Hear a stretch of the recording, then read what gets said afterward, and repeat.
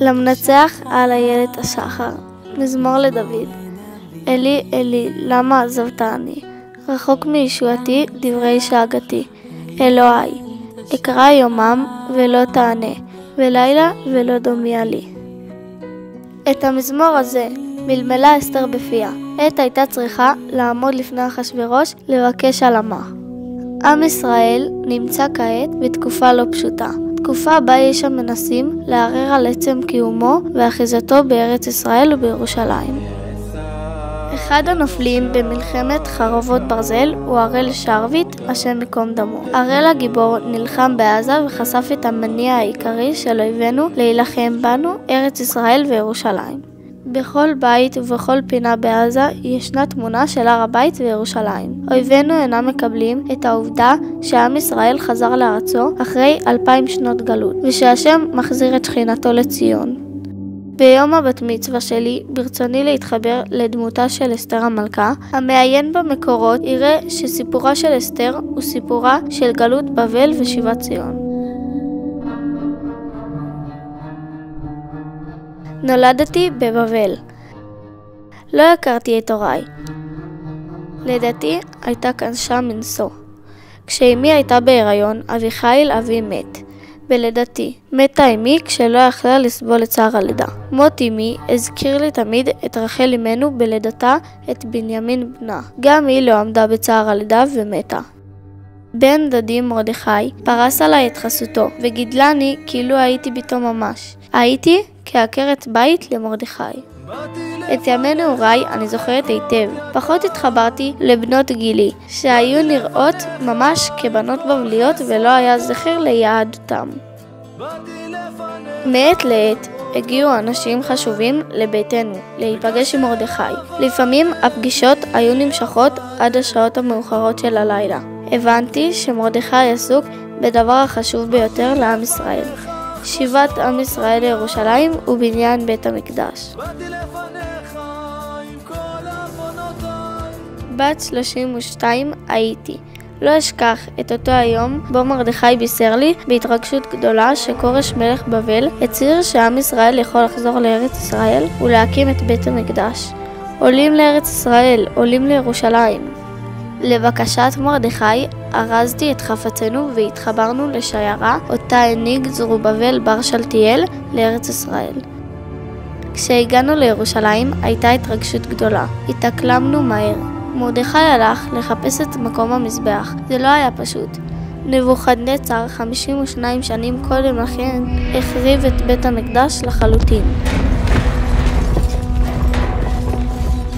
באותה עת החליטו בני המן האגגי בהוראת אביהם ללכת לכורש ולשכנעו שלא לאפשר ליהודים העולים לירושלים לבנות את בית המקדש. הם טענו בפניו שבניית בית המקדש תגרום ליהודים למרוד בו. כורש נענה לבקשתם והורה לעצור את בניין בית המקדש. עברו כמה שנים, כורש מת ומלכות אחשוורוש החלה. המן האגגי, שהיה מזרע עמלק, התברג במלכותו של אחשוורוש והפך לשר חשוב. באחד מן הימים קרא לי מרדכי ואמר לי שדבר חשוב יש לו לומר לי. נצטרך להעביר את דירתנו לפרס. המן האגגי מזרע עמלק זומם לפגוע בעם ישראל, וצו השעה הוא ללכת ולהשתדל לפני המלך אחשוורוש למען עם ישראל.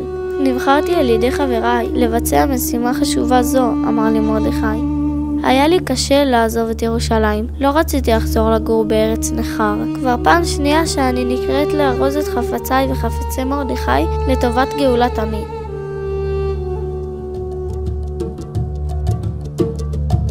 הגענו לשושן בירת פרס. חלפו כמה ימים והחלה מהומה בשושן. המלכה ושתי מתה. אחשוורוש החליט להורגה על אשר מרדה בו, כאשר לא הסכימה לבוא לפניו במשתה, אשר עשה על מנת להראות לכל השרים והעמים את יופייה. כרזות יצאו בכל רחבי מלכות אחשוורוש בחיפוש אחר נערה אשר תחליף את ושתי המלכה. מרדכי חשש מאוד שעבדי המלך ייקחו אותי לפני אחשוורוש. הוא טען שיפת תואר אני, וכשיראוני עבדי המלך המחפשים אחר המלכה המיוחלת, אלקח גם אני לבית המלכות. צער גדול היה לי. נלקחתי על ידי עבדי המלך. כמוני נלקחו עוד אלפי נערות מכל רחבי העולם. שונה הייתי מהם. בעודם מתקשטות ומייחלות ליום בו הצטרכו לעמוד בפני המלך, אני ישבתי בודדה, מתפללת ומתחננת לאלוקיי שלא אמצא חן בעיניו.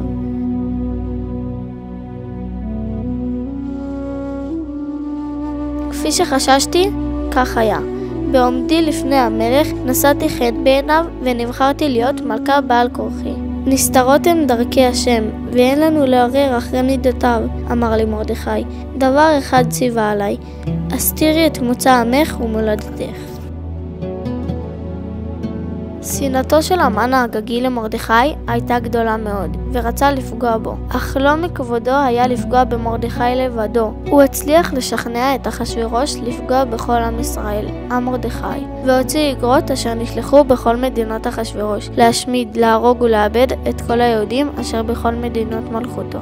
איגרותיו של אחשוורוש הטילו אימה על היהודים.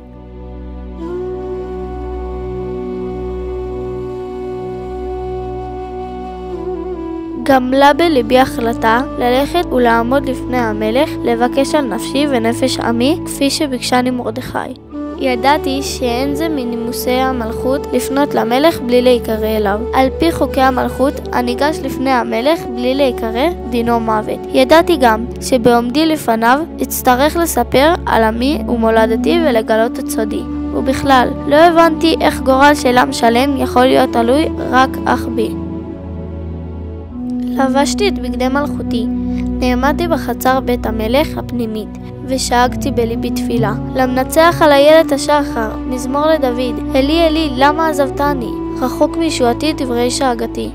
השם שמע את תפילתי, נשאתי חן בעיני המלך, והוא אף הושיט לי את שרביט הזהב. מה בקשתך? עד חצי המלכות הוא היה מוכן לתת לי.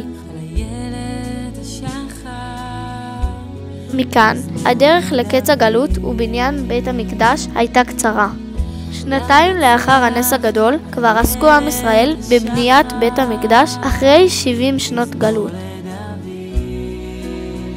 אסתר ביקשה מהחכמים שיכתבו את סיפורה לדורות. גם אני ביום הגדול הזה זוכה להתחבר לדמותה ולשאוב ממנה את הציפייה לגאולה שלמה ולבניין בית המקדש במהרה.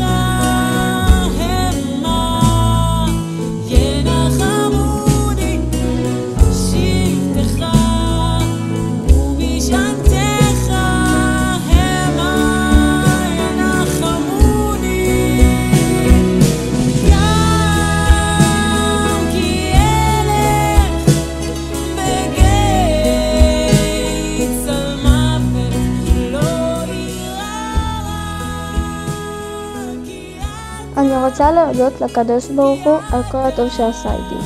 אני רוצה גם להודות להוריי המדהימים שמלווים אותי כל הדרך. תודה על ההשקעות, הפינוקים והתמיכה בכל. תודה על החינוך והערכים הטובים שהקניתם לי. אני אוהבת אתכם. וכמובן לכן, אחיותיי היקרות, תודה לכם. אתם פשוט מהממות ומקסימות. ובנוסף, אני רוצה להודות גם לכם סבים וסבתות יקרים, על כל העזרה והפינוקים והטוב. תודה לחברותיי ולכם האורחים היקרים שהגעתם לשמוח איתי ביום הזה. אוהבת את כולכם.